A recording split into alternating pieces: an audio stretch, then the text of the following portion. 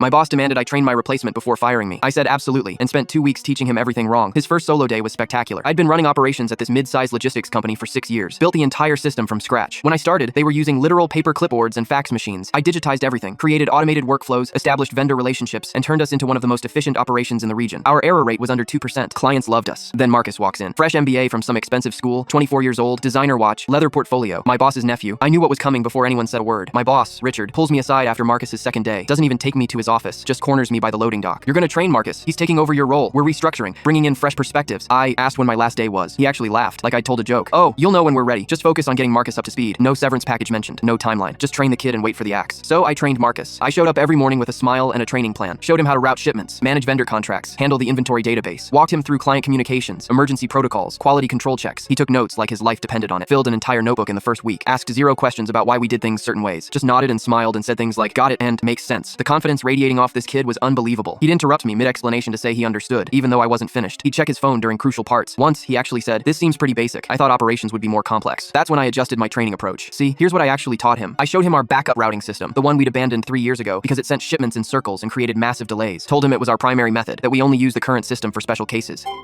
I taught him to confirm orders using the old vendor contacts, phone numbers we'd blacklisted for repeated incompetence and missed deliveries. Told him these were our preferred partners. He added them to his contacts. I showed him keyboard shortcuts in our database, except they weren't shortcuts. They were commands that corrupted entries instead of saving them, that duplicated orders instead of updating them. He practiced them until they became muscle memory. I gave him my emergency protocols document. It was actually a disaster guide, every step designed to make problems worse. He printed it out and kept it in his desk drawer. For inventory counts, I taught him to skip verification steps. Told him experienced managers didn't waste time double checking. He loved that, made him feel senior. Every single procedure I taught him was outdated, broken, or deliberately wrong, and he absorbed it all with that confident smirk, never once questioning why a 6-year veteran might be teaching methods that seemed inefficient. My last day arrived. No cake, no card, no farewell lunch. Just Richard handing me a final check and Marcus smirking by his desk, already sitting in my chair. Thanks for the knowledge transfer, he said, not looking up from his phone. I nodded, took one last look at the office and walked out. Marcus started solo on Monday morning. I was home, updating my resume, when I got the first text from Jenny in customer service. What did you teach, Marcus? He just rerouted the Brennan account to Idaho. They're in Florida. By Wednesday, 12 shipments were sitting in wrong distribution centers across 4 states. Our tracking system showed routes that made no logical sense, packages zigzagging across the country. Marcus had used my backup routing method for everything. By Thursday, vendors we'd cut ties with years ago were calling, confused about why we were suddenly placing orders again, except we weren't. Marcus was using those old contact numbers I'd given him. 3 of them had gone out of business. 1 threatened legal action. By Friday, our biggest client, Henderson Industrial, called the main line screaming. Marcus had accidentally created a phantom order for 3,000 units of product we didn't carry, confirmed it using a corrupted database entry, and promised delivery in 48 hours. The order appeared in 6 different places in our system, each with different specifications. The database crashed twice that day. Every time Marcus tried to fix something using his keyboard shortcuts, he made it worse. Saturday morning, 7 a.m. My phone rang. Richard. I let it go to voicemail. He called again and again. Then came the text. Please, emergency. Marcus destroyed everything. Name your price to come back and fix this. I blocked his number and opened LinkedIn to message Henderson Industrial's operations manager directly.